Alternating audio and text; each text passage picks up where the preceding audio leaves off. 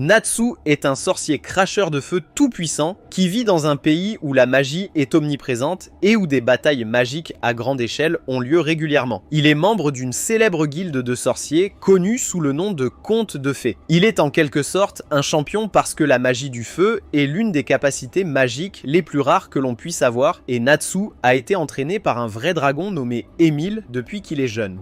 Même dans ce monde, les dragons sont très rares, ce qui rend les capacités de Natsu encore plus choquantes. Il part en voyage pour rencontrer à nouveau Emile, car il a des questions auxquelles lui seul peut répondre. Il monte à bord d'un train pour se rendre dans une célèbre ville portuaire où il a été informé de l'arrivée d'un enfant de dragon utilisant la magie du feu.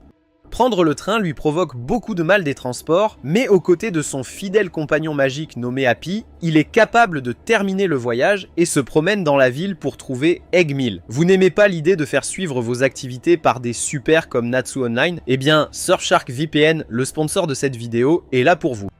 Leur VPN protège vos données lorsque vous êtes connecté à Internet avec un cryptage de pointe et une politique stricte de non-journalisation, garantissant que vos activations et votre emplacement restent secrets pour quiconque tente de vous espionner. Cette protection s'étend également au Wi-Fi public, vous pouvez donc utiliser Internet et même accéder aux services bancaires en ligne sans souci lorsque vous travaillez dans votre café préféré ou en voyage. Dites adieu à l'inquiétude que vos données sensibles tombent entre de mauvaises mains. Car qu'il s'agisse de streaming, de navigation, de jeux ou même d'achats en ligne, Surfshark VPN vous soutient, garantissant votre sécurité et votre anonymat en ligne à vous et à votre waifu. Ce n'est pas tout, Surfshark VPN vous permet d'accéder à des sites web et à du contenu géo-restreint, y compris des animés que vous mourrez d'envie de regarder, mais qui sont bloqués sur Crunchyroll dans votre région, en vous permettant de changer facilement votre adresse IP en un instant vers les endroits où elles sont disponibles. Plus de FOMO. Si vous voulez encore plus de protection en surfant sur les eaux agitées d'Internet, Surfshark dispose également d'un antivirus qui offre une protection constante en arrière-plan afin que vous soyez à l'abri des virus super vilains et bloque tout accès non autorisé à votre caméra. Vous pouvez enfin vous débarrasser de ce ruban adhésif. Vous pouvez utiliser notre code n'importe quel homme pour bénéficier d'une réduction exclusive, plus 3 mois gratuits.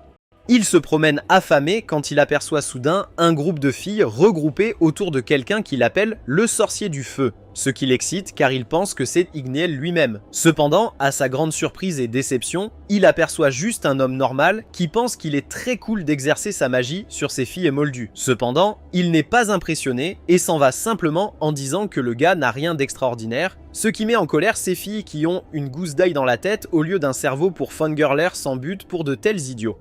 Cette émission prédisait définitivement comment les gens allaient être dans le futur en tant que fangirl pour les boys bands. Quoi qu'il en soit, les filles finissent par attaquer et tabasser Natsu, mais le gars finit par les arrêter et donne même à Natsu un tableau d'autographe dont il dit qu'il n'a pas besoin, ce qui met à nouveau les filles en colère et elles le battent une fois de plus. Le gars leur dit simplement qu'il organise une fête lors de sa croisière et qu'il s'attend à ce que toutes les filles soient là avant de s'en sortir. L'une des filles se présente comme étant Lucy et le remercie d'avoir brisé le charme. Elle les emmène dans un restaurant voisin où Matsu et Happy mangeochent comme s'ils étaient plus affamés que les enfants d'Afrique, tandis que Lucy explique que ce salaud utilisait un objet magique spécial qui charme les filles des environs et qu'il l'a utilisé pour devenir célèbre. C'est grâce à Natsu qu'elle a fini par revenir à la réalité et pour le remercier, il lui offre toute la nourriture gratuitement. Elle lui dit qu'elle est elle-même une sorcière et qu'elle souhaite bientôt rejoindre l'une des guildes, car tout sorcier qui n'appartient à aucune guilde n'est pas considéré comme un sorcier à part entière. Elle lui mentionne qu'elle veut vraiment rejoindre la célèbre guilde des contes de fées, mais qu'elle ne sait pas comment y entrer, tandis que Natsu est occupée à lui faire avaler des choses, tout comme votre mère sur OnlyFans. Elle décide qu'elle a assez parlé et se lève après avoir payé l'addition et quitte le restaurant.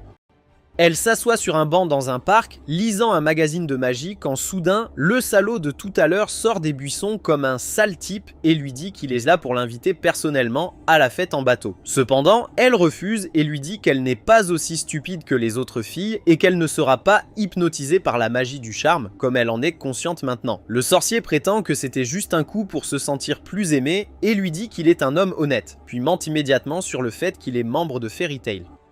Sa bouche commence immédiatement à saliver lorsqu'il lui dit qu'il peut lui dire un bon mot seulement si elle assiste à sa fête et qu'elle accepte comme une pensée stupide. Plus tard dans la soirée, Natsu et Happy regardent la mer de s'éloigner au loin, et le simple fait de la regarder rend Natsu à nouveau malade. Pendant ce temps, Lucy est sur la croisière elle-même et parle au salaud pendant qu'il essaye d'utiliser la magie pour la rendre inconsciente. Même mon oncle connaît cette magie. Il les appelle les Roofies. Lucy se lève immédiatement et lui dit de reculer, mais regarde autour d'elle pour voir que toutes les filles se sont endormies et qu'un groupe de gros gras émerge de leur repère dégoûtant pour les attraper et probablement les vendre en esclavage ou quelque chose du genre. Lucy sort immédiatement ses clés magiques mais est arrêtée à mi-chemin par le salaud qui les jette à la mer. Elle a le cœur brisé, toujours sous l'impression que ce salaud est membre de Fairy Tail, et crie qu'elle ne veut pas être membre d'une guilde aussi dégueulasse, quand soudain le toit se brise et parmi la fumée, Natsu émerge. Mais avant qu'il puisse faire quoi que ce soit, il commence à avoir le mal de mer et tombe. Happy, qui vole au-dessus de lui, l'attrape rapidement avec sa queue et s'envole dans le ciel nocturne, tandis que l'œuf d'écume utilise sa magie pour tenter de les arrêter. Happy est capable d'esquiver les attaques, mais sa transformation magique s'épuise et ses ailes disparaissent, les faisant tomber tous les deux dans les eaux profondes, tandis que les coéquipiers du navire battent Natsu. Lucy nage rapidement dans la mer et découvre ses clés tombées, les ramenant à la surface avant d'utiliser l'une des clés d'eau pour invoquer l'esprit de la mer, qui s'avère être une vraie garce, et dit à Lucy que si jamais elle laisse tomber les clés à nouveau, elle assassinera toute sa famille. Lucy lui dit rapidement de faire glisser tout le navire vers le rivage, et la chienne de mer crée une vague si massive qu'à côté du navire, même Happy et Lucy sont balayés à terre. La garce de la mer dit à Lucy de ne pas l'appeler pendant les prochaines semaines, car elle part en voyage avec son petit ami et disparaît. Finalement, sur le rivage, Natsu émerge de l'épave et ordonne à ce salaud de dire la vérité sur son appartenance à Fairy Tail. Mais le salaud envoie simplement 2 de ses hommes vers lui qu'il gifle simplement avant de lui demander une fois de plus de dire la vérité car Natsu est lui-même de Fairy Tail et il n'a jamais vu ce salaud auparavant. Lucy est choquée par cette révélation car Happy lui dit que ce salaud était membre d'une petite guilde qui avait l'habitude de trafiquer des objets magiques illégaux mais qui a été expulsé pour les avoir volés. Le salaud utilise l'un de ces objets magiques pour créer un typhon de feu et le dirige vers Natsu, et il ne sait pas que Natsu est l'une des rares personnes qui sont en fait de vrais sorciers du feu, et il finit par enfoncer littéralement toute la magie du feu et recommence à marcher vers le salaud. Cette fois, il passe à l'offensive et utilise son souffle enflammé pour détruire toute leur carrière, et une fois la poussière retombée, seul le salaud a pu survivre en utilisant sa magie pour esquiver. Natsu crie qu'il ne laissera pas des ordures comme lui ruiner le nom de sa guilde et court vers lui, esquivant ses attaques avant de sauter en l'air et de le frapper de ses poings enflammés. Le salaud s'envole à nouveau dans les airs et utilise avec colère une attaque massive sur lui, qu'il esquive, mais le salaud le suit et lance une grosse boule de magie sur Natsu, qui la gorge simplement à nouveau avant de passer à l'offensive et donne un énorme coup de poing pour mettre fin complètement à la bataille. Au cours de ce combat, il finit cependant par détruire la moitié de la ville et les gardes royaux descendent sur eux, le poussant à fuir aux côtés de Happy et Lucy. Natsu et Lucy atteignent enfin la guilde de Fairy Tail et ils y entrent pour trouver un énorme groupe de sorciers assis, buvant et s'amusant, mais avant de faire quoi que ce soit d'autre, Natsu donne un coup de pied à l'un des gars aux dents de cerf en plein visage en lui criant dessus pour avoir menti sur l'emplacement d'Hyde Mill.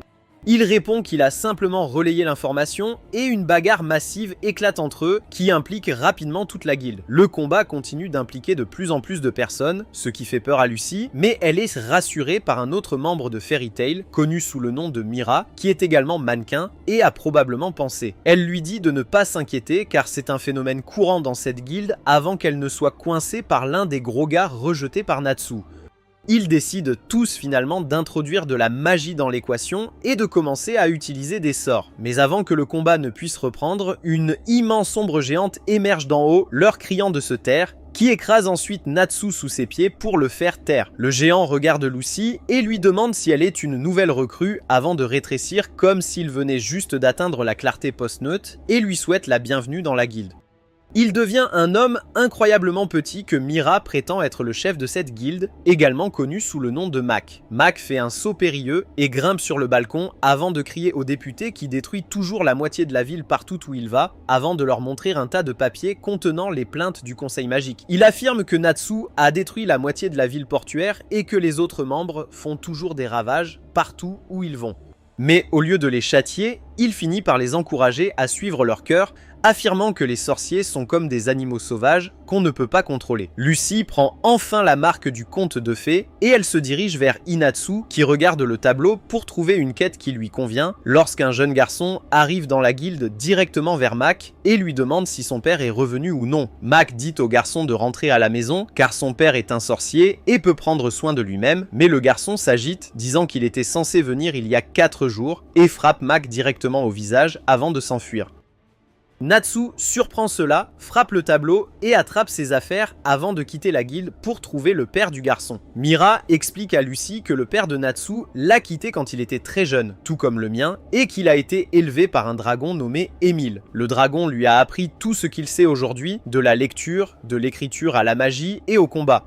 Un jour cependant, même le dragon a disparu pour chercher du lait de dragon et n'est jamais revenu. Depuis, Natsu parcourt le continent pour tenter de retrouver Émile, mais n'a pas encore eu de chance dans ses aventures. Lucy décide d'accompagner Natsu dans ses aventures et ils montent à bord d'une calèche pour les emmener près des montagnes.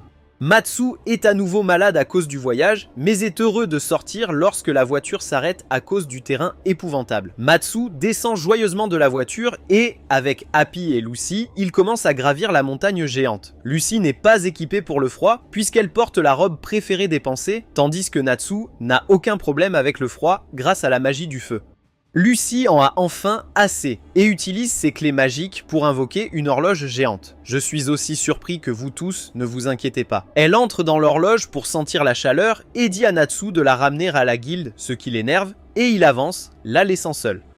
Tout en criant le nom du gars perdu, Natsu esquive soudainement alors qu'un singe blanc géant l'attaque. Ce monstre est connu sous le nom de Vulcain, et avant que Natsu ne puisse faire quoi que ce soit, Vulcain court directement vers Lucy à l'intérieur de l'horloge et s'empare de l'horloge entière avant de la ramasser et de s'enfuir avec elle. Natsu court après Vulcain à l'intérieur d'une grotte et l'atteint finalement, mais finit par glisser sur le sol et tombe. Il demande au singe s'il a vu un humain nommé Mikao, venu ici il y a une semaine, et étonnamment, le singe semble savoir quelque chose et l'appelle avant de lui montrer l'extérieur de la grotte. Mais quand Matsu va vérifier avec impatience, le singe finit par le pousser hors de la grotte dans la vallée en contrebas. Lucy court rapidement pour vérifier, mais ne voit rien et craint que Matsu ne soit mort. Elle sort une de ses clés magiques et l'utilise pour invoquer l'esprit d'un minotaure avec une hache géante. Le minotaure commence immédiatement à moquer la fille et était sur le point de se battre contre le singe, mais Natsu arrive à nouveau et finit par repousser le taureau, l'assommant complètement. Lucy lui crie que le taureau était son esprit, mais lui demande ensuite comment il a survécu à la chute, ce à quoi il répond qu'il a été sauvé par Happy. Finalement, le combat est sur le point de commencer, alors que le singe tente de frapper Natsu, mais il parvient à bloquer son attaque avant de lui donner un coup de pied massif, le jetant. Le singe revient pour une autre attaque, mais cette fois, Natsu utilise un coup de pied enflammé pour le repousser. Le singe utilise un smash de Hulk pour le distraire, mais Natsu s'en sort pour finalement découvrir que le singe a ramassé la hache du Minotaure et qu'il est maintenant armé jusqu'aux dents. Il essaye d'attaquer Natsu, mais il est capable d'esquiver chaque attaque avant de glisser à nouveau sur la glace et de tomber. Le singe essaie d'en profiter et l'attaque, mais Natsu est capable d'arrêter la hache au tout dernier moment, et avec la chaleur présente dans son corps, il fait fondre un peu la hache et boit les gouttelettes pour lui donner plus de puissance. Car il utilise simplement un seul coup de poing pour projeter le singe contre le mur, l'assommant. Il essaye d'interroger le singe, mais se rend compte que cela ne sert à rien quand soudain, le singe redevient Macao lui-même, surprenant tout le monde. Lucy est complètement surprise de ce qui vient de se passer, mais Happy l'informe que les Vulcains sont des monstres spéciaux qui vivent en temps s'emparant du corps d'un humain, et cela a dû arriver aussi avec Mikao. Mikao, blessé, se réveille enfin et remercie Natsu de l'avoir sauvé, l'informant qu'il a réussi à vaincre 19 Vulcains, mais alors qu'il ne regardait pas, le dernier a fini par le maîtriser. Lucy est complètement choqué de savoir qu'il y a autant de ces monstres, et ils retournent tous finalement en ville où Mikao retrouve sa force vitale gaspillée, tandis que Natsu et Lucy retournent à la guilde. Depuis qu'elle a été nommée par la guilde des contes de fées, Lucy a fini par louer une maison pour elle-même, et un matin, Natsu s'écrase chez elle, et après avoir discuté pendant un moment et découvert ses capacités, lui propose de faire équipe avec elle. Tandis que Happy lui dit que même si Fairy Tail est une guilde entière, il y a des équipes plus petites en son sein qui s'entendent bien, alors que jusqu'à présent, Natsu n'avait personne avec qui faire équipe. Lucy semble très heureuse que quelqu'un ait besoin d'elle et accepte le plan, et ensuite, ils discutent de leur première mission qui va consister à voler et brûler un livre à un homme très riche dans la ville voisine. Lucy demande à Natsu pourquoi il veut entreprendre une mission aussi misérable, mais il lui dit que cette mission leur rapportera beaucoup d'argent, et quand Lucy entend le montant d'argent, même elle accepte volontiers la quête. Natsu explique que Lucy va être la partie principale de ce plan, car l'homme riche est un pervers certifié et recherche dès maintenant une femme de chambre aux cheveux blonds. Et c'est là qu'intervient Lucy, car elle est blonde, et il ne lui reste plus qu'à devenir servante. Ils finissent par reprendre la calèche vers la ville suivante, tandis que Natsu lutte pour garder le contenu de son estomac dans son corps. Ils atteignent la ville et Natsu se rend immédiatement dans un restaurant aux côtés de Happy, tandis que Lucy leur dit qu'elle doit faire quelque chose et s'en va. Au moment où ils ont fini de déjeuner, Lucy revient vêtue d'un bel uniforme de femme de chambre, ce qui a définitivement fait bruisser mon pantalon, et ils finissent tous par aller chez la personne qui paye pour la quête. Cet homme élégamment habillé les informe qu'il a décuplé le montant de la récompense et qu'il ne leur reste plus qu'à infiltrer la maison du riche con et brûler complètement le livre. Natsu et Lucy sont choqués d'apprendre que la récompense pour la simple destruction d'un livre est si élevée, et tandis que Natsu envisage de faire exploser tout le manoir d'un seul coup, Lucy demande à l'homme pourquoi il veut tant que le livre soit détruit, ce à quoi il répond qu'il ne peut tout simplement pas que ce livre soit trouvé par les mauvaises personnes, et les supplie de le détruire à tout prix. Il quitte sa maison et se dirige vers la maison du riche où Lucy essaie pendant très longtemps de trouver quelqu'un pour ouvrir la porte, mais personne ne semble être à la maison quand soudain de sous terre surgit la grosse femme, qui deviendra probablement le prochain modèle pour le magazine Vogue, compte tenu de la direction du mouvement de positivité corporelle. Le gros demande à Lucy si elle est là pour le travail de femme de chambre, et quand elle répond qu'elle l'est, le riche nain surgit de sous terre pour inspecter la femme de chambre, et après une inspection approfondie, il lui dit de se foutre car elle est très laide, et il ne l'aime pas du tout. Il lui dit qu'il n'engage que les servantes les plus jolies, et soudain, un groupe de servantes plus laides surgissent du sol, qui commencent à frotter leur corps sur cet homme malade. Il l'appelle à nouveau laide et la jette dehors avant de retourner au manoir. Elle pleure près de l'arbre pendant que Natsu et Happy essaient de trouver un nouveau plan. Natsu saute au sommet du bâtiment, tandis que Happy la porte et utilise son feu pour faire fondre le verre. Ils entrent secrètement dans le manoir et commencent à chercher minutieusement pour trouver toute trace du livre qu'ils veulent. En marchant à l'intérieur, toutes les servantes émergent soudainement du sol, mais Natsu utilise un seul coup de poing pour se débarrasser des plus laides, avant que le gros laide ne saute sur lui, l'écrasant. Heureusement, cependant, Natsu est fort et il la soulève avant de la repousser. Ils cherchent encore avant d'entrer dans une bibliothèque géante remplie de livres de toutes sortes. Le problème est qu'ils ne savent pas quels livres ils doivent brûler. Alors ils commencent à tout parcourir aveuglément quand Lucy finit par trouver un livre d'or écrit par un auteur très célèbre qu'elle connaît. Elle est choquée de voir ce livre car elle n'a jamais su que l'auteur avait travaillé sur ce livre et veut le ramener chez elle en toute sécurité et le lire. Mais Natsu lui dit qu'ils doivent le brûler maintenant car ils sont au travail. Lucy, cependant, est catégorique sur le fait que ce livre pourrait être une clé très importante pour quelque chose de grand et ne veut pas gâcher cette opportunité, mais Natsu la menace en disant que vous lui ferez un repas tandoori si elle ne lui donne pas le livre. Soudain, le nain riche fait irruption dans le sol et leur demande pourquoi ils entrent par effraction dans sa maison juste pour un livre stupide, faisant comprendre à Lucy que quoi qu'il y ait à l'intérieur du livre, le nain riche n'en a aucune idée, alors elle lui demande si elle pourrait prendre le livre. Il la traite à nouveau de laide et refuse avant de lui dire de rendre le livre, tandis que Natsu lui dit de lui remettre le livre pour qu'il puisse le brûler. Lucy leur dit de se taire et s'assoit pour lire le livre sur le champ. Le nain riche finit par appeler son atout et deux hommes émergent de l'une des pièces cachées que Happy reconnaît comme étant les membres d'un groupe de mercenaires. Il méprise Natsu, le traitant de sorcier aux cheveux bubblegum qui n'est pas de taille face à lui. Mais pendant que Lucy lit le livre, elle se rend compte que le livre contient des secrets cachés et dit à Natsu de retenir les hommes. Pendant qu'elle retourne dans la pièce cachée, s'enferme, laissant Natsu s'occuper des mercenaires.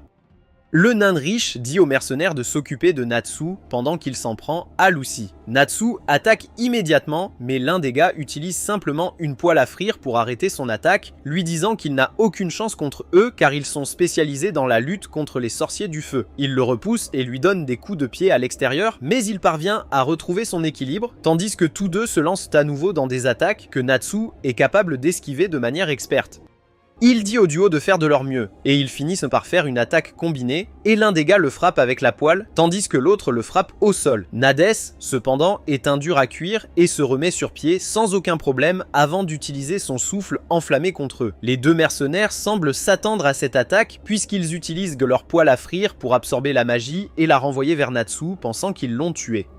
Mais à leur grande surprise et horreur, Natsu dévore simplement toute la magie du feu, devenant encore plus fort, et lance une attaque massive, fumer les deux mercenaires comme le saumon Aikiya et détruire toute la maison au passage. Après avoir détruit les mercenaires, Natsu essaie de découvrir où se trouvent Happy et Lucy, tandis que Lucy est occupée à lutter contre cet idiot effrayant, riche et gros.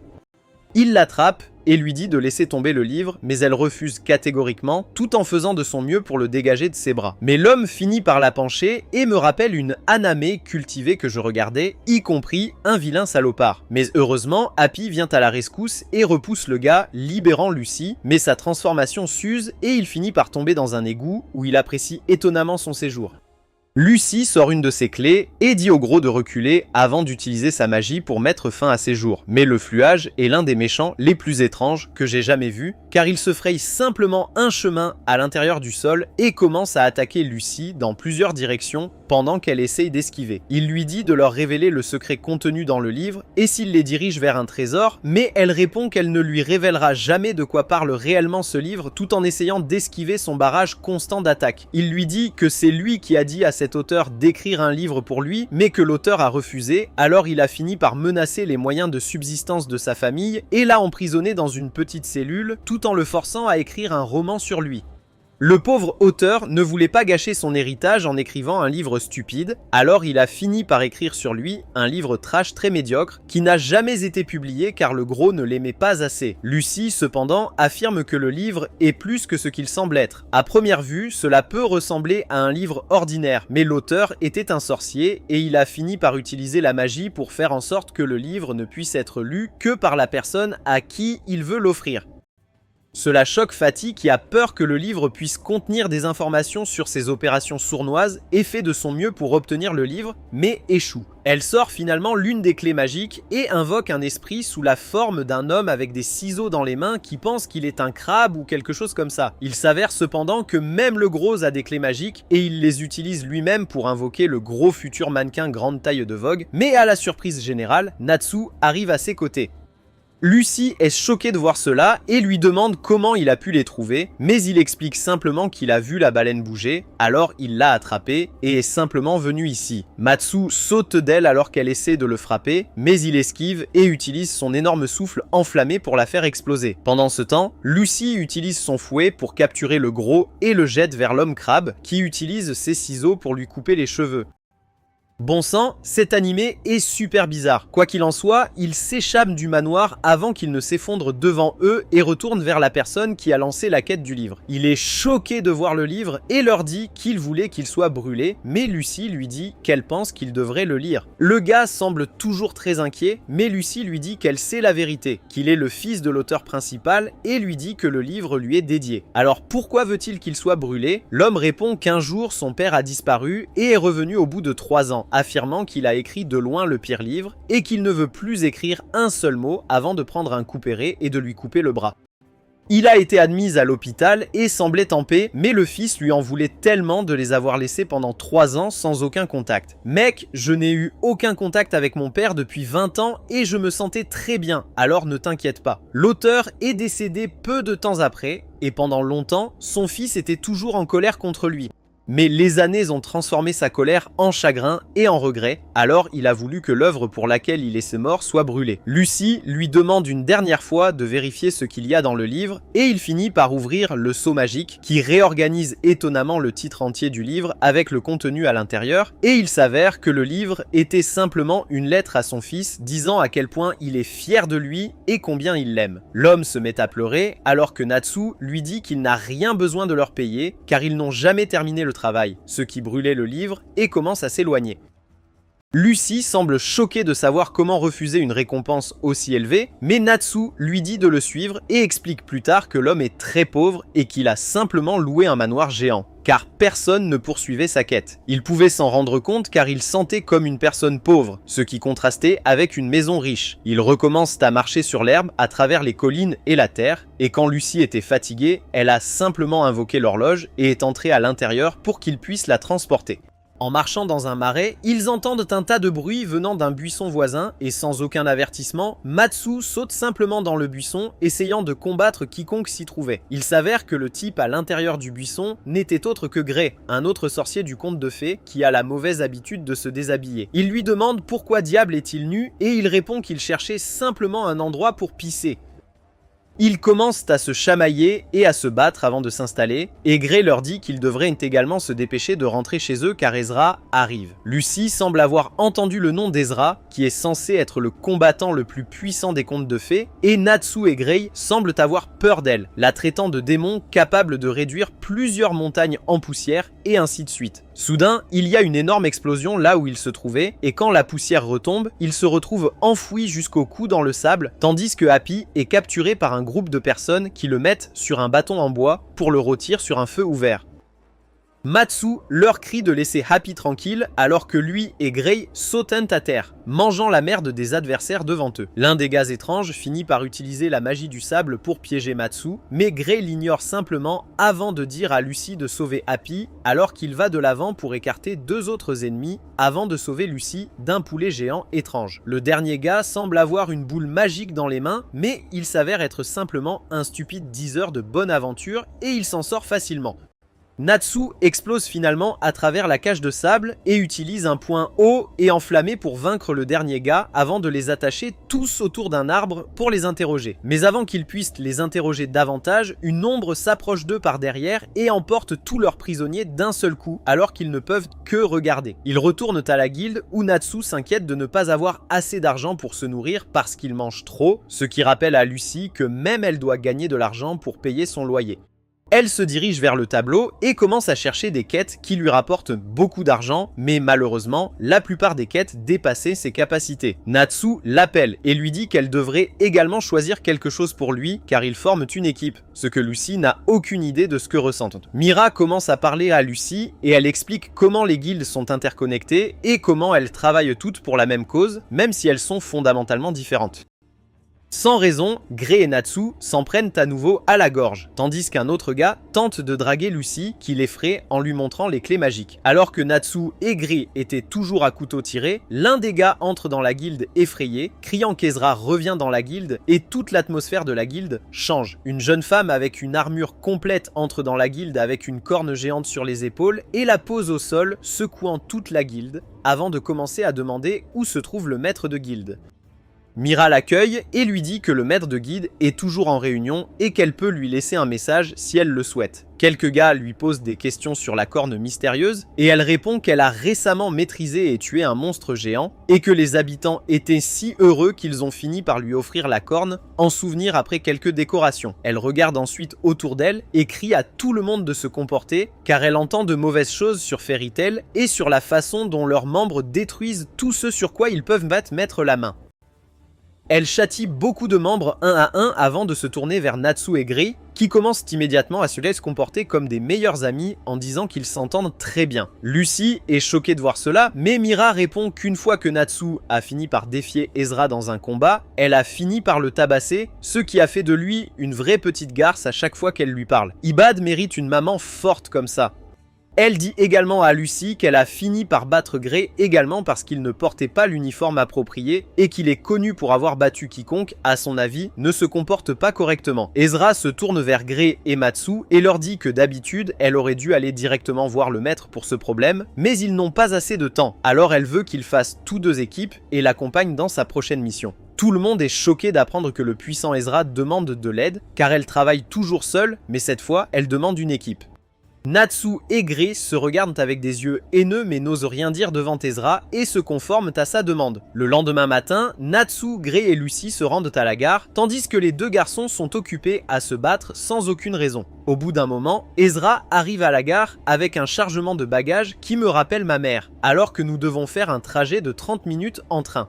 Natsu et Gray recommencent immédiatement à se comporter comme les meilleurs amis, tandis qu'Ezra pose des questions à Lucy sur elle-même. Ils se présentent mais sont interrompus lorsque Natsu appelle Ezra et la défie dans un combat à leur retour de cette mission, car il se considère encore plus puissant qu'Ezra maintenant après des années d'entraînement. Gray pense que c'est une condamnation à mort, mais Ezra accepte le combat et ils montent tous joyeusement dans le train.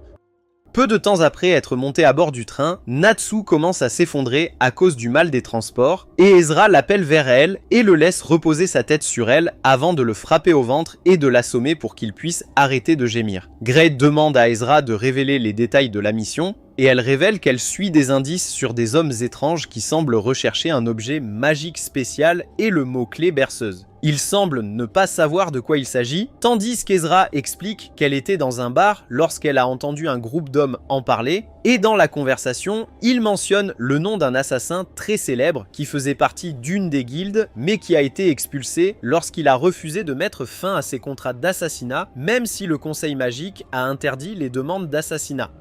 Depuis, il a créé sa propre guilde sombre. On le voit souvent sur les lieux des meurtres, elle leur dit qu'à ce moment-là, elle ne reconnaissait pas son nom autrement.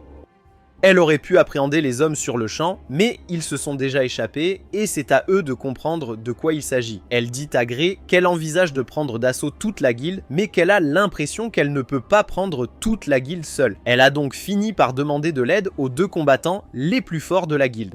Le train s'arrête finalement à destination et ils descendent tous, mais tout en parlant encore de leur projet, ils finissent par oublier que Natsu était toujours dans le train et le train repart vers la gare suivante. Natsu continue de rouler sur son siège, malade jusqu'au cœur quand le submat s'approche de lui, apparemment surpris de voir un sorcier de conte de fées dans le train, mais avant que Natsu puisse dire quoi que ce soit, il lui donne un coup de pied au visage. Natsu se met en colère et commence à canaliser son énergie magique, mais à cause de sa maladie, il est incapable de le faire, tandis que le gars utilise sa magie noire pour invoquer un groupe de mains invisibles qui frappent Natsu au sol.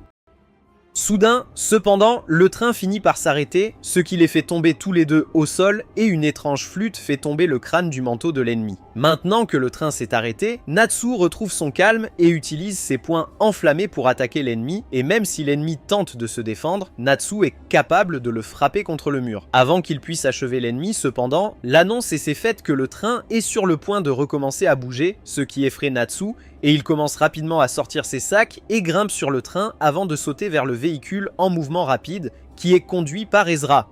Il finit par se cogner la tête contre celle de Gray et après qu'ils se soient tous deux levés, il leur dit qu'un cinglé l'a attaqué dans le train avec une flûte crânienne qui a dit quelque chose sur le fait qu'il appartenait à une guilde sombre. Ezra le gifle pour ne pas avoir arrêté le gars avant de remonter dans le véhicule, tandis que Lucy se demande si cette flûte enchantée est l'un des objets les plus maudits qui peuvent apporter la mort à quiconque entend la chanson. Ezra leur dit de faire attention alors qu'elle commence à courir à travers le désert, désireuse d'atteindre les ennemis avant qu'ils ne provoquent une quelconque catastrophe pour les gens ordinaires vivant à proximité.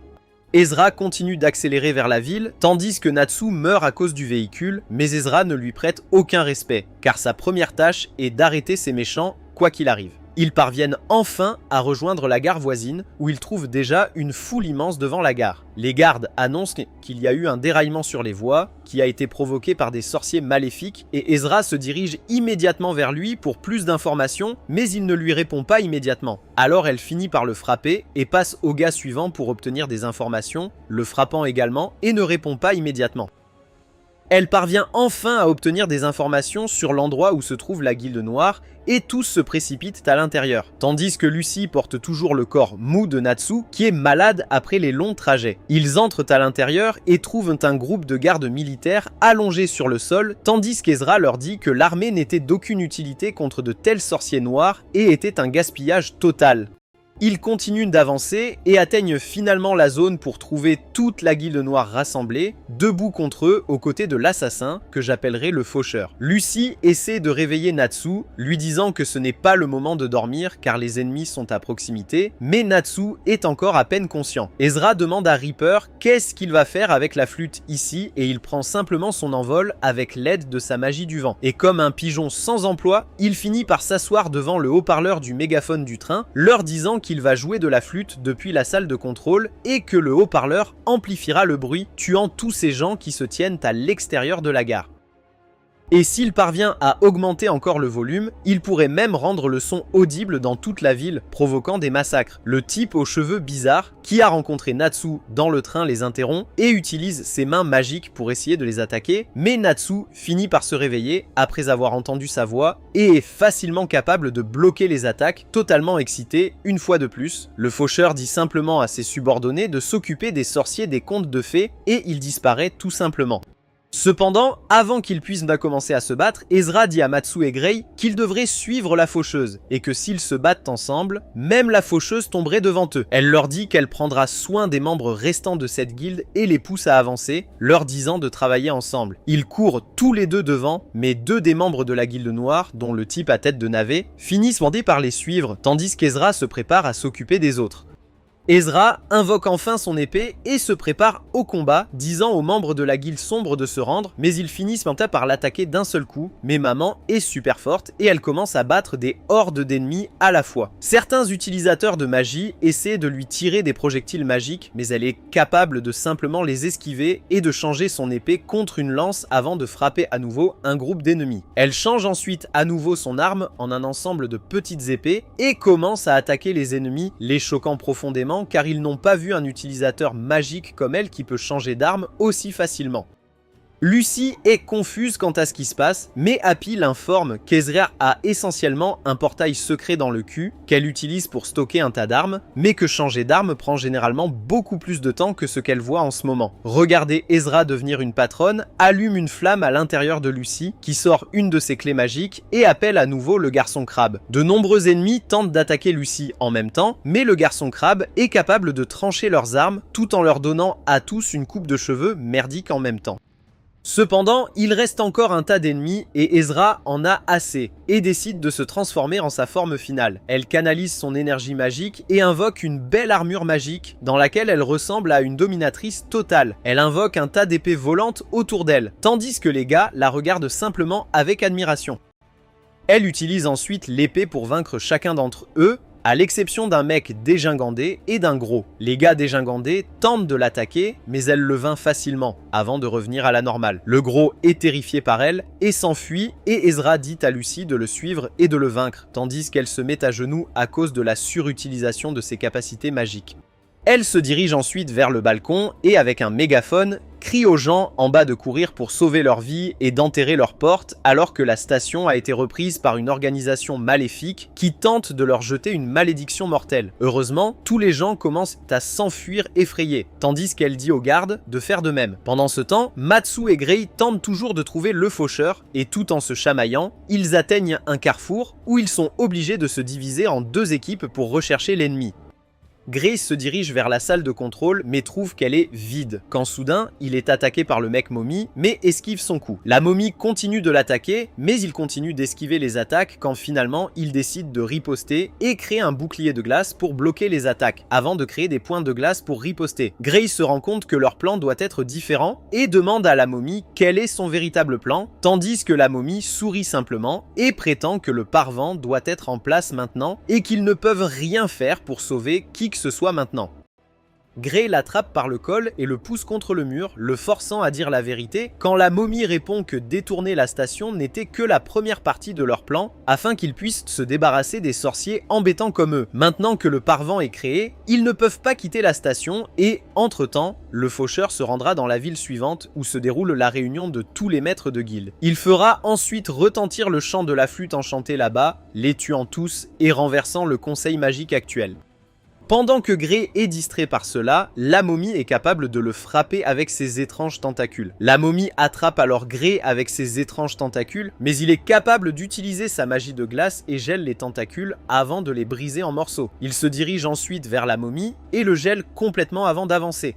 Grey revient vers Ezra et lui demande si elle va bien pendant qu'elle est occupée à attacher les hommes blessés ensemble. Elle pose des questions sur Natsu, mais il rejette rapidement la réponse en disant qu'ils ont été séparés pendant le combat et que ce n'est pas important car leur véritable cible est la ville devant eux où tous les anciens se réunissent. Ezra est choqué de savoir cela et lui demande s'il en est sûr et il répond que oui, avant de lui dire qu'il a également vu la tornade géante à l'extérieur de la station et qu'ils doivent trouver un moyen de s'en sortir très rapidement. Elle dit à Grey que l'un des membres nommé Cage que Natsu poursuit est en fait un magicien très spécial qui est capable d'annuler d'autres magies et s'ils sont capables de l'attraper, ils peuvent lui faire annuler la tornade à l'extérieur, mais Natsu a beaucoup de mal à déterminer la position de l'ennemi et il commence simplement à brûler et à détruire tout ce qui se présente devant lui, mais sans succès. Kage finit par essayer de s'amuser et frappe Natsu par derrière, le projetant contre les murs. Natsu se lève et veut tabasser Cage, mais se retient et lui demande où se trouve le faucheur. Cage se moque simplement de lui, pensant que Natsu a peur de lui et ne veut pas vraiment le combattre. Il finit donc par lui proposer un accord, affirmant que s'il parvient à le battre dans un combat, il pourrait révéler l'emplacement du faucheur. Natsu est très excité à ce sujet, car maintenant il peut vaincre Cage et obtenir également les informations. Cage essaie d'utiliser ses coups d'ombre encore et encore, mais Natsu est capable d'esquiver les coups à chaque fois, choquant Cage qui pensait que cela allait être un jeu d'enfant. Cage décide d'utiliser l'une de ses attaques les plus puissantes, les ombres de serpent, mais Natsu utilise simplement ses poings enflammés pour riposter et détruit les serpents d'ombre d'un seul coup, ce qui effraie Cage car il ne pensait même pas que Natsu était aussi fort. Natsu donne un autre coup de poing massif et le jette contre le mur, brisant tous les os de son corps alors qu'il gisait au sol vaincu. Il commence à l'interroger, mais avant qu'il puisse répondre, Ezra arrive aux côtés de Grey et utilise simplement son épée pour entamer la conversation en l'enfonçant profondément dans le mur, juste à côté de la tête de Grey. Elle lui dit que s'il veut vivre, il obéira à leurs ordres et annulera la barrière magique du vent à l'extérieur de la station. Cage semble réticent mais finit par accepter quand soudain, un cercle magique apparaît dans sa poitrine et une main le traverse, le blessant mortellement. Il s'avère que l'un des copains capables de se téléporter a fini par recevoir l'ordre de tuer Cage avant de pouvoir aider nos héros. Ezra attrape rapidement Cage, lui disant de ne pas mourir, tandis que Natsu est tellement énervé qu'il utilise ses coups de poing enflammés pour frapper l'ennemi à travers une autre dimension, l'assommant complètement, tandis qu'il lui crie dessus pour avoir attaqué son propre camarade, réprimandant son humanité. Ezra continue d'essayer de réveiller Cage et commence à se cogner la tête contre le sol. Ezra ne semble pas être le cookie le plus intelligent du pot, mais j'aime les filles qui ont un peu de folie en elles. Quoi qu'il en soit, maintenant, ils doivent trouver un moyen de sortir de la tornade, car ils n'ont pas la possibilité de demander l'aide de Cage, car ils sont à peine capables de le garder en vie, et dans cet état, il ne peut pas du tout utiliser sa magie. Ils sortent tous pendant qu'Ezra leur dit que quiconque touche cette barrière tornade se blesse assez gravement tout en montrant ses blessures. Natsu, de son côté, n'en a rien à foutre et essaie d'utiliser ses poings enflammés pour percer, mais échoue lamentablement et est repoussé. Natsu, cependant, est déterminé à sortir de cette situation et se relève encore et encore, frappant et donnant des coups de pied dans le mur pour ensuite rencontrer les mêmes résultats. Natsu, cependant, se relève et tente de s'engouffrer dans le mur anti-vent, mais finit par se faire arrêter par Lucy, qui l'attrape par derrière. Cela rappelle soudainement à Natsu l'incident où il a été transporté à travers le monde céleste jusqu'à l'endroit suivant alors qu'il s'accrochait à la grosse servante du manoir du gros homme riche. Lucy lui dit que ce n'est pas possible car ils ont besoin d'avoir un autre sorcier céleste à l'extérieur du mur de la tornade et ils n'ont pas cette liberté. Natsu se souvient soudain que la grosse servante était capable de se frayer un chemin à travers tout. Et s'ils l'avaient tué, ils auraient pu l'utiliser pour se sortir de cette situation. Quand soudain Happy s'exclame qu'il vient de se rappeler qu'après avoir vaincu le riche et gros con, l'esprit de la grosse servante l'a rencontré et lui a dit qu'elle voulait conclure un contrat avec Lucy, car elle n'a pas de propriétaire pour le moment puisqu'il produit la clé. Ils sont extrêmement heureux et Lucy utilise la clé pour invoquer la servante, qui ne ressemble en rien au gros gorille que nous avons vu, mais s'est plutôt transformée en une petite jeune femme. Lucy et Natsu sont tous deux choqués par cela, tandis que Gray ne comprend pas ce qui ne va pas avec son apparence. La servante montre sa forme plus ancienne, effrayant Natsu et Gray avant de leur dire qu'elle peut se transformer en la forme que son maître désire le plus. Lucy dit rapidement à la Vierge qu'elle n'a pas le temps de forger un contrat officiel. Elle peut donc simplement commencer à se conformer avant de creuser directement et à l'air libre. Ils la suivent tous et parviennent à s'échapper de la zone en toute sécurité et regardent autour d'eux pour se rendre compte que Happy et Natsu semblent avoir disparu. Dès qu'ils sont sortis, Natsu a dit à Happy d'utiliser toute son énergie magique pour voler aussi vite que possible. Et avec la vitesse d'une fusée, il a juste pu rattraper le Reaper, le heurtant dans les airs alors qu'il retombait sur la piste en contrebas. Il attrape Happy alors qu'il lui dit qu'il ne peut pas bouger un autre muscle à cause de tout le vol, mais Natsu le remercie, lui disant que c'est suffisant. Tandis que la faucheuse utilise sa magie du vent pour essayer de le faire sortir de la piste, mais Natsu est capable de rester à travers, puis utilise le souffle de feu vers la faucheuse avant d'essayer de le frapper. Le faucheur, cependant, est capable d'esquiver, choqué par sa force et sa ténacité. Avant de rater un battement, Natsu enchaîne avec un autre coup de poing que le Reaper est capable de bloquer, mais est encore une fois choqué par la puissance derrière eux. Le faucheur commence à voler et décide qu'il ne peut prendre aucun risque contre ce garçon et commence à voler pour maintenir une distance entre lui et Natsu avant d'utiliser un sort de tornade pour projeter Natsu dans les airs et dans la vallée en le poussant hors des sentiers battus. Happy le regarde, impuissant, car il n'a aucune énergie pour transformer ses ailes et aider Natsu. Natsu finit par tomber et se fracasse la tête contre quelques rochers tout en réfléchissant à des moyens d'échapper à cette énigme lorsqu'il se souvient soudain qu'une fois que Macao lui a appris qu'il peut changer les propriétés de son feu à volonté s'il le veut vraiment, et au lieu de simplement brûler tout ce qu'il touche avec, il peut réellement le contrôler pour ne brûler que selon lui. Natsu essaie et réussit à prendre le contrôle de son feu, et l'utilise pour se pousser hors de la vallée et revenir sur les rails. Il utilise alors son souffle enflammé, le soufflant directement sur le faucheur, mais en dépensant beaucoup d'énergie, le faucheur est capable de bloquer l'attaque. La faucheuse reconnaît sa force et lui dit que maintenant il ne se retiendra plus, et Natsu répond que lui non plus. La faucheuse se couvre d'un typhon rempli de vent incroyablement rapide, ce qui crée une armure autour de lui. Natsu essaie de le frapper, mais son feu est simplement emporté par les forts courants d'air. Le faucheur lui dit d'admettre sa défaite car il ne pourra jamais vaincre sa magie du vent avec sa magie du feu, et chaque fois qu'il essaiera de l'attaquer, il sera emporté par les vents forts. Il prend ensuite son envol et attaque Natsu avec quelques pointes magiques qu'il parvient à esquiver avant de se couvrir de feu et de s'envoler vers la faucheuse pour une attaque avec ses poings enflammés. Le faucheur, cependant, utilise simplement sa magie pour le renvoyer au sol. Avant qu'il ne puisse retrouver son équilibre, la faucheuse utilise son attaque magique la plus puissante et la lance sur Natsu, qui est incapable de l'esquiver à temps et prend le plus gros du coup, se fait exploser et s'allonge sur le sol, immobile et inconscient, tandis que le pauvre Happy essaie de le secouer. Le faucheur est impressionné par les prouesses physiques de Natsu, car il affirme que même les hommes les plus coriaces qu'il a vus auraient été déchiquetés s'ils avaient été touchés directement par cette attaque, mais Natsu n'a même pas une égratignure. Cependant, avant de pouvoir achever Natsu, il se réveille une fois de plus, prêt à se jeter sur l'ennemi. Natsu utilise ses poings enflammés pour l'attaquer, mais est à nouveau repoussé sans problème. Cela met en colère Natsu, qui vient à Raizen et commence à essayer d'arracher les voies de la voie ferrée. Son corps tout entier est enveloppé de feu alors qu'il exploite son potentiel latent à cause de sa colère et soudain, le vent autour du Reaper commence à s'affaiblir. En raison de la quantité insensée de chaleur que Natsu produit, un vide d'air est créé autour de lui, ce qui entraîne la dissipation du vent autour de la faucheuse, le laissant vulnérable. Happy réalise rapidement ce qui se passe et provoque encore plus Natsu en disant que Gray aurait pu vaincre la faucheuse beaucoup plus facilement et rapidement, ce qui fait chier Natsu alors qu'il devient encore plus enragé et que les flammes autour de lui grandissent jusqu'à ce que l'air autour de la faucheuse disparaisse complètement.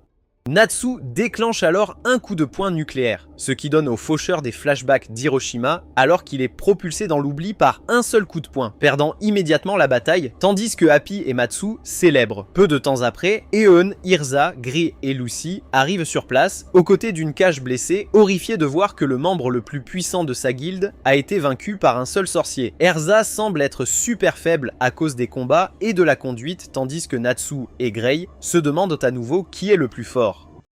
Erza dit aux autres qu'ils se rendront à Clover City, à proximité, où les anciens tiennent leur réunion, et qu'ils remettront la flûte de la mort en même temps que les rapports sur ce qui s'est passé. Cependant, avant qu'ils ne puissent faire quoi que ce soit, Cage finit par détourner le véhicule et, avec l'aide de ses mains magiques, vole la flûte et s'enfuit sur le véhicule, laissant le groupe sous le choc. Ils courent après cette merde, mais Cage finit par rencontrer le maître de guilde lui-même dans une jungle où il était probablement en train de se faire foutre.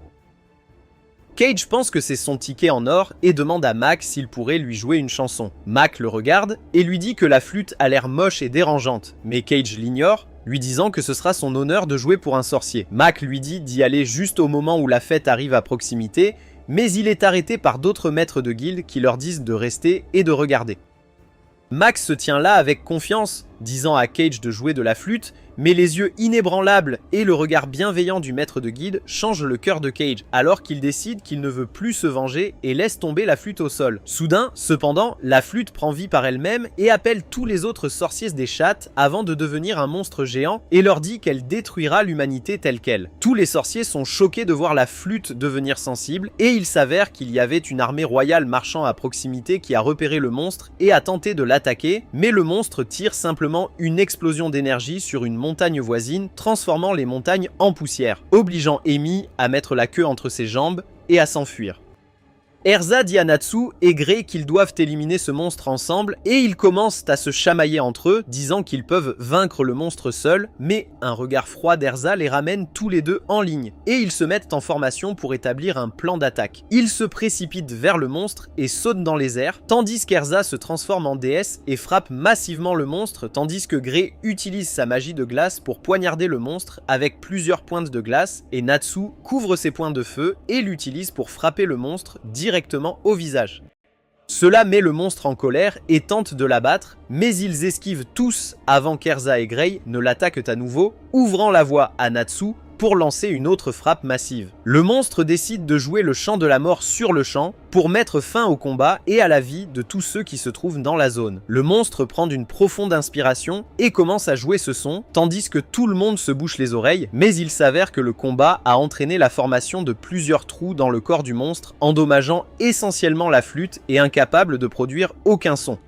Cela exaspère le monstre qui commence à détruire les choses, mais Gray et Natsu défendent les autres avant de passer à nouveau à l'offensive, qui est initiée par Erza et Gray, livrant plusieurs frappes consécutives, tandis que Natsu charge pour une attaque finale et utilise une attaque de bombe spirituelle pour évaporer complètement le monstre géant, créant un énorme trou dans le sol et détruisant même certaines montagnes dans le processus. Tout le monde autour d'eux est totalement choqué et impressionné de voir une performance aussi incroyable de ces futurs sorciers, alors qu'ils attrapent leur maître de guilde et s'éloignent de la scène. Maintenant qu'Erza et son groupe sont de retour de la quête et ont réussi à vaincre la guilde noire, Natsu la défie à nouveau dans un combat devant tout le monde. Tous les membres de la guilde se réunissent dans la rue, alors que Natsu et Erza se préparent tous deux pour un duel désastreux. Tout le monde applaudit, tandis que plusieurs personnes parient sur Erza et d'autres sur Natsu. Natsu a eu son duel avec Erza quand il était enfant la dernière fois, et au cours des années qui ont suivi, il a multiplié par plusieurs sa force et ses capacités de combat, et beaucoup de gens pensent qu'il pourrait avoir une chance contre Erza après tout. Erza est prête pour le duel et l'avertit qu'elle ne va pas donner de coups, mais Natsu est excitée et lui dit de faire de son mieux. Erza se transforme rapidement en l'une de ses belles armures basées sur le feu, qui est extrêmement efficace contre un sorcier de type feu, mais il n'est pas perturbé et se précipite immédiatement pour un coup de poing enflammé, qu'Erza est capable d'esquiver avant d'essayer de le frapper avec son bâton, mais il évite ses rencontres avec un coup de pied enflammé, qu'Erza est également capable d'esquiver. Il recule et devient Shirizade, lui lançant son lance-flamme, mais elle esquive simplement avec agilité et les deux étaient sur le point de s'affronter à nouveau quand Pip la grenouille s'interpose et arrête le combat, leur disant qu'elle est du conseil magique et qu'elle est là pour arrêter Erza pour le crime de destruction de la gare et d'une ville entière, le long de quelques montagnes, lors de son dernier combat contre les membres des guildes noires. Tout le monde est choqué par cela, mais aucun d'entre eux ne peut rien faire si le conseil magique est le pouvoir suprême, et ils peuvent faire tout ce qu'ils veulent sans aucune répercussion. Erza est emmené par Pipi, tandis que le reste des membres retourne à l'intérieur de la guilde. Sans surprise cependant, Natsu ne va pas accepter cela et est absent de la guilde. Il s'avère qu'il a fini par se déguiser en Walmart Erza et a brisé les murs du conseil magique, prétendant être la personne qui a détruit les villes tout en étant déguisé en Erza juste pour s'amuser, et que ce n'est pas la faute d'Erza. Il est bien sûr capturé et placé avec Erza dans la même cellule. Erza le traite d'idiot au cerveau lisse et explique que l'arrestation n'était qu'une farce. Donc les gens peuvent avoir l'impression que les sorciers sont contrôlés, et en réalité, elle serait de retour à la guilde dans quelques heures. Mais comme Natsu avait dit ces conneries plus tôt, maintenant ils doivent passer la nuit en cellule sans raison. Même si Natsu est stupide, elle apprécie toujours le fait qu'il ait essayé de la sauver et qu'il tombe amoureux de ses couilles enflammées. Le lendemain, ils retournent tous à la guilde après quelques plaisanteries. Natsu crie à Erza de continuer leur duel qui avait lieu la veille, mais étonnamment, Erza lui dit qu'elle est fatiguée et qu'elle ne veut pas se battre pour le moment. Natsu, cependant, a l'intelligence d'un shake protéiné et finit par la charger avec ses poings enflammés, mais à la surprise générale, il est assommé d'un seul coup de poing par Erza. Tout le monde se met à rire, mais soudain, le maître de guilde prétend qu'il a sommeil et tout le monde suit ce schéma avant de s'endormir immédiatement. Seul le maître de guilde est capable de résister à la magie alors qu'un homme portant une cape entre, se couvrant le visage et se dirige vers le tableau d'affichage avant de reprendre l'une des quêtes et de s'éloigner. Tout le monde se réveille alors que l'homme part et Lucy semble complètement surprise de ce qui vient de se passer. Mira explique que c'est l'œuvre de Mistogun, l'un des membres les plus forts de leur guilde, qui ne veut pas que quiconque connaisse son identité. Il assomme donc toujours tout le monde avant de commencer la quête. La seule personne qui a vu son visage est le maître de guilde et un autre gars nommé Luxus, qui est également l'un des membres les plus forts de Fairy Tail. Luxus apparaît sur le balcon et Natsu, idiot de panda, le défie immédiatement dans un combat. Luxus, cependant, renvoie Natsu instantanément, lui disant que s'il ne peut même pas vaincre Erza, il n'a aucune chance contre lui. Naxu, cependant, n'est pas mis en phase si facilement, et lui dit de se taire et de le combattre avant d'essayer de sauter au deuxième étage, mais le maître de guilde utilise sa magie pour élargir son poing et écrase Natsu, lui disant qu'il n'est pas autorisé au deuxième étage. Lucy interroge Mira sur la règle, et Mira explique que le deuxième étage a un tableau d'affichage, qui est réservé à seulement 5 personnes de la guilde, dont Mistogen, Luxus et Erza. Ce tableau contient les quêtes les plus mortelles et sont essentiellement classées, et ne peuvent être effectuées que par des aventuriers classés C. Lucy lui demande s'ils pourront un jour atteindre ce rang, mais elle répond simplement que seul le maître de guilde a le pouvoir de décider qui obtiendra cette quête et qui ne l'obtiendra pas. Plus tard dans la nuit, Lucy retourne chez elle et entre dans sa chambre pour être horrifiée en voyant Natsu et Happy s'entraîner sur son lit. Elle les jette au sol où ils recommencent à s'entraîner avant de lui remettre l'un des dépliants du tableau Novus.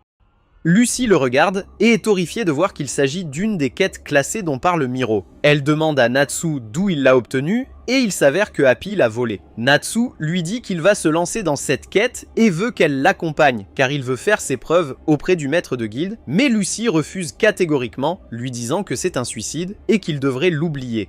Natsu, cependant, n'est pas du genre à abandonner et à lui dire qu'il va y aller, avec ou sans elle, avant de sauter par la fenêtre. Elle regarde à nouveau le dépliant et remarque qu'il est écrit que la personne qui termine la quête recevra une clé magique spéciale pour l'un des esprits les plus forts, ce qui excite Lucy, qui se précipite immédiatement dehors, disant à Natsu d'attendre, car elle arrive également. La guilde entière est dans la tourmente car ils ne savent plus quoi faire maintenant que Natsu a pris le dépliant et est parti en quête. Le maître de guilde demande à Sumira où se trouve Eir, mais il s'avère que Yunushi est parti pour une quête, ce qui ne laisse pas beaucoup de gens assez forts pour contrôler Natsu. Finalement, le maître de guilde se rend chez Luxus et lui demande de ramener Natsu, mais il refuse, disant qu'il ne va pas s'en prendre à quelqu'un d'aussi stupide et lui faire perdre son temps précieux. Le maître de guilde lui dit que lui seul peut ramener Natsu de force, mais cela dérange Grey dans le mauvais sens, et il dit au maître qu'il peut facilement récupérer Natsu par lui-même avant de partir le chercher. Natsu et Lucy, de leur côté, arrivent enfin près d'une ville portuaire et ils semblent plutôt heureux quand Lucy leur dit qu'ils doivent trouver un bateau. Natsu lui dit immédiatement qu'elle est folle et qu'ils atteindront l'île en traversant l'océan à la nage. On dirait qu'il a trop bu de Red Bull. Lucy l'arrête et commence à demander aux marins et aux bateaux de pêche des environs de les emmener sur l'île, mais tous refusent de les aider, disant qu'ils ne veulent rien avoir à faire avec cette île. Natsu semble heureux et dit qu'ils devraient simplement nager quand soudain Grey arrive derrière eux, les prenant par surprise. Il leur dit qu'il est là pour les reprendre et qu'ils seront probablement expulsés de la guilde pour avoir fait quelque chose d'aussi stupide.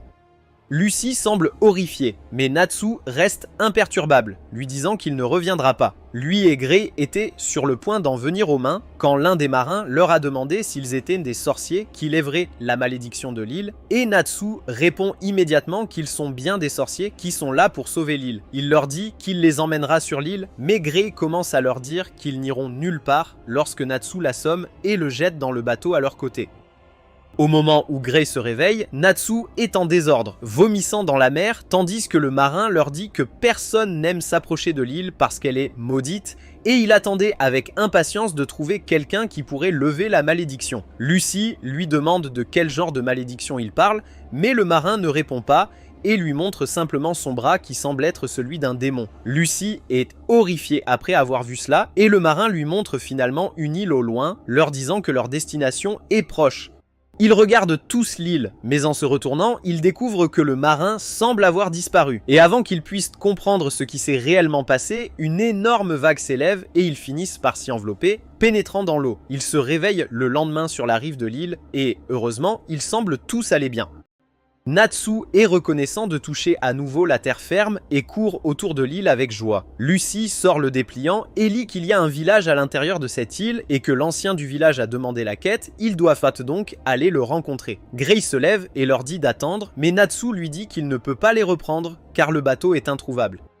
Étonnamment, Gray leur dit qu'il va travailler avec eux, car il ne peut pas prendre le risque d'être éclipsé par quelqu'un d'aussi stupide que Natsu, alors il les aidera à accomplir cette tâche. Ils errent hors de la forêt toute la journée et arrivent finalement au village à la tombée de la nuit. Le village semble fermé par une porte massive, alors ils tirent sur la porte pour l'ouvrir et des gardes leur demandent d'en haut s'ils sont amis ou ennemis.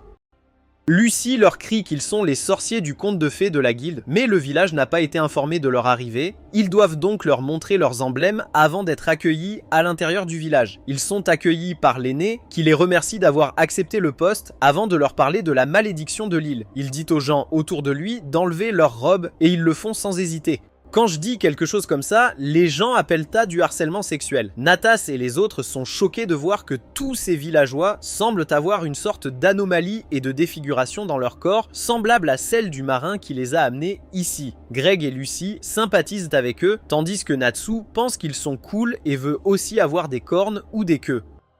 Greg demande à l'aîné s'il est sûr que cette défiguration est due à une malédiction et non à une maladie contagieuse. Mais l'aîné lui dit qu'ils ont consulté plusieurs médecins, mais qu'ils n'ont aucune idée de l'existence de telle maladie. Il dit à Greg que l'île se prélasse au clair de lune depuis des milliers d'années, mais qu'il y a quelque temps, la lune est devenue violette. Et c'est à ce moment-là que cette malédiction a commencé. Selon eux, la lune est la coupable derrière tout cela, et alors que les nuages s'éloignent de la lune, Lucy voit la lune violette dans toute sa splendeur. Mais soudain, tous les villageois commencent à subir une transformation douloureuse et se transforment en tant démonoïdes à part entière, mais semblent conserver leur humanité. L'aîné leur dit que chaque fois que la lune violette brille sur eux, ils se transforment en de tels démonoïdes. Et bien souvent, certains d'entre eux perdent également leur humanité et finissent par attaquer les autres. Selon lui, il n'y a aucun espoir pour ces individus malchanceux, et ils ont simplement tué une personne qui a perdu son humanité, et il leur montre une photo de son fils, qui a subi un sort similaire, il y a quelque temps, et Lucy est choquée de voir que la photo leur montre le gars qui vient de l'emmener ici, car son esprit erre toujours autour de l'île parce qu'il est incapable de se reposer. L'aîné leur dit qu'il n'y a qu'une seule chose qui peut les sauver, c'est de détruire complètement la lune. Gray et Lucy sont surpris d'entendre cela, mais ils ne disent rien. Ils se voient tous offrir de la nourriture et un abri. Arnatsu semble vouloir détruire complètement la lune et calcule déjà le nombre de coups qu'il lui faudra pour détruire la lune, tandis que Gray leur dit qu'ils devraient en se reposer, car ils ont une longue journée devant eux et peu d'indices, alors ils vont se reposer avant de commencer leur quête du lendemain. Le lendemain, ils se réveillent totalement reposés et sont excités d'avancer dans leur voyage, et Lucy fait immédiatement appel à l'esprit de l'horloge et entre à l'intérieur, car elle a peur de la malédiction. Tandis que Natsu et Gray avancent avec une attitude insouciante, prêts à affronter n'importe quel danger, quand soudain, ils sentent la terre gronder et se retournent pour voir un rat géant avec un sourire très effrayant sur le visage. Gray réagit rapidement et crée un bouclier de glace devant eux, mais le rat leur tire dessus avec un liquide à odeur puissante. Le rat commence à les poursuivre tout en tirant le liquide nauséabond lorsque Gray utilise un sol en glace, ce qui fait que le rat glisse et tombe avant d'être assommé. Lucy remarque une structure géante en ruine ressemblant à une tombe et leur dit qu'ils devraient trouver un abri là-bas, mais Natsu et Gray sont occupés à essayer de tuer complètement le rat, mais en vain. Finalement, ils finissent par entrer dans le tombeau en ruine, où les murs sont recouverts de jolis emblèmes et sorts lunaires. Lucy leur dit de bouger prudemment, mais Natsu, l'idiot géant, finit par sauter sur le sol, ce qui brise le sol et ils tombent tous. Après avoir retrouvé l'équilibre, Natsu s'enfuit pour trouver autre chose, tout comme un enfant stupide, forçant Gray et Lucy à le suivre. Il se dirige vers la falaise où il voit une structure géante gelée et à l'intérieur de celle-ci, il semble y avoir un monstre gelé à l'intérieur. Cela choque profondément Gray qui commence à frissonner tandis que Lucy lui dit de se calmer. Gray répond que le monstre à l'intérieur s'appelle Deliora, le démon de la destruction, mais il n'a aucune idée de comment elle est ici. Soudain, ils entendent un groupe de voix venant à proximité, alors ils se cachent rapidement, tandis que deux gars entrent dans la zone. L'un d'eux ressemble à un singe dégingandé, tandis que l'autre ressemble à un cactus bleu. Soudain, une femme en uniforme de femme de chambre entre dans la zone et informe les deux hommes qu'il y a des intrus à proximité quelque part, et qu'ils ont blessé le rat qui semble travailler avec eux. Les deux gars lui disent qu'ils doivent trouver rapidement les intrus et les endormir éternellement avant le rituel de résurrection et s'enfuir hors de la grotte. Gray semble nerveux lorsqu'il se souvient que ce monstre a détruit des villes entières et tué des millions de personnes et qu'il n'a été arrêté que lorsque le maître de Gray lui a donné la vie pour le sceller et il ne peut pas laisser cela passer en vain. Ils se tiennent tous devant le démon et le regardent quand Natsu annonce qu'il va détruire le démon tout seul. Cette fois, Gray le frappe pour de vrai, lui disant de ne pas s'approcher du démon, car ils ne peuvent pas risquer qu'il fasse fondre la glace et libère le démon. Gray semble submergé par le démon et est incapable de réfléchir clairement, mais dit aux autres qu'ils vont camper ici et attendre la tombée de la nuit, car il croit que le clair de lune et la présence de ce monstre sont en quelque sorte liés. Matsu veut s'en prendre aux ennemis, mais il finit par dormir par terre, tandis qu'à bord, Lucy invoque un esprit joueur de harpe qui commence à leur jouer de la musique rap hardcore, et bientôt tous finissent par s'endormir. La nuit tombe enfin et ils sont tous réveillés par le tremblement soudain de la terre et ils voient qu'une lumière violette mystique semble traverser le toit de la grotte et directement sur le démon. Gray est horrifié et commence à paniquer avant de leur dire de le suivre à l'étage car ils doivent en trouver la source. Ils montent à l'étage pour voir un groupe de cercles magiques et atteignent finalement le sommet pour trouver un groupe de personnages Kunif exécutant une sorte de rituel magique secret. Soudain, Gray se rend compte que le pur clair de lune peut dissiper toutes sortes de magie, et ils essaient de l'utiliser pour libérer le monstre de sa cage glacée. Matsu veut immédiatement les sauter, mais Gray le convainc de ne pas le faire car les deux gars du début arrivent avec la servante, se plaignant de ne pas pouvoir trouver les intrus, mais décident que ce n'est plus important. Ils sont accompagnés d'un homme en armure que Gray reconnaît comme étant Léon, un deuxième élève de son maître, qui était un ami il y a longtemps. Il n'a aucune idée de pourquoi il est ici et s'assoit tranquillement pendant que ses subordonnés lui parlent des villageois qui ont lancé une quête pour arrêter leurs activités. Alors Léon leur dit simplement de tuer tous les villageois afin que personne ne puisse interrompre leur plan. Gray est horrifié par cela, mais Natsu en a assez et il saute au sommet du mur, leur criant qu'il est l'intrus et qu'il va les tabasser. Ils reconnaissent tous la marque sur son bras comme celle d'un conte de fées, mais Léon leur dit de ne plus perdre de temps et d'aller s'occuper des villageois au plus vite. Natsu court vers lui, mais à sa grande surprise, un Gray encore plus en colère le dépasse et utilise une magie de pointe de glace pour repousser tout le monde, tandis que Léon saute et contre-attaque avec la même magie. Léon dit à nouveau à ses subordonnés de tuer les villageois, et quand Natsu essaye de les poursuivre, Léon utilise sa magie de glace pour le geler sur place en créant une boule autour de lui. Il essaye d'utiliser la même magie sur Lucy, mais Gray l'attaque immédiatement avec sa magie de glace et Liam est obligé de se défendre en invoquant un bouclier de glace. Cela donne à Happy et Lucy la chance de s'échapper indemnes alors qu'ils suivent les gens qui sont allés attaquer les villageois. Natsu défie Léon une fois de plus, ce qui énerve Gray, et il jette Natsu de la falaise pour qu'il puisse rester en sécurité, sinon il se retrouvera pris au milieu de leur combat alors qu'il est dans son état vulnérable et pourrait finir par se blesser. Natsu se lève finalement et essaye d'utiliser sa magie du feu pour se débarrasser de la glace autour de lui, mais malheureusement cela ne sert à rien et finalement il décide de simplement marcher avec et va dans la jungle pour trouver et défendre le village contre les attaquants.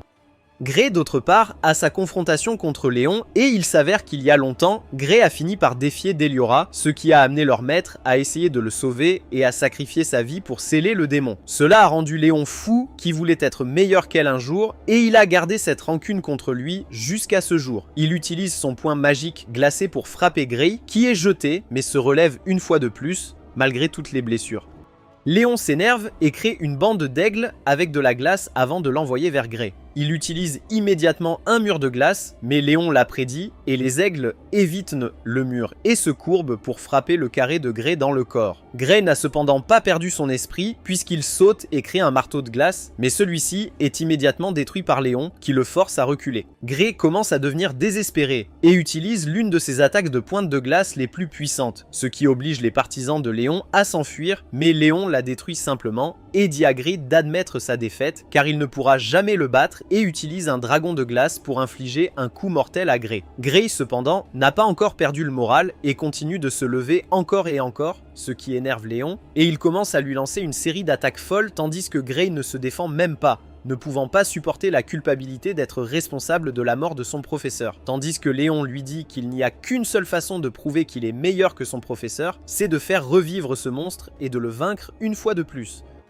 La situation semble désastreuse pour nos héros, mais à l'autre bout du fil, Erza a appris que les 3 sorciers se rendaient sur cette île et elle a immédiatement détourné un bateau pirate et a commencé à naviguer vers l'île et semble être le seul espoir de Matsu, Gray et Lucy sur cette île mortelle. C'est tout pour cette vidéo. Assurez-vous d'aimer et de vous abonner pour plus de vidéos et regardez cette prochaine vidéo à l'écran.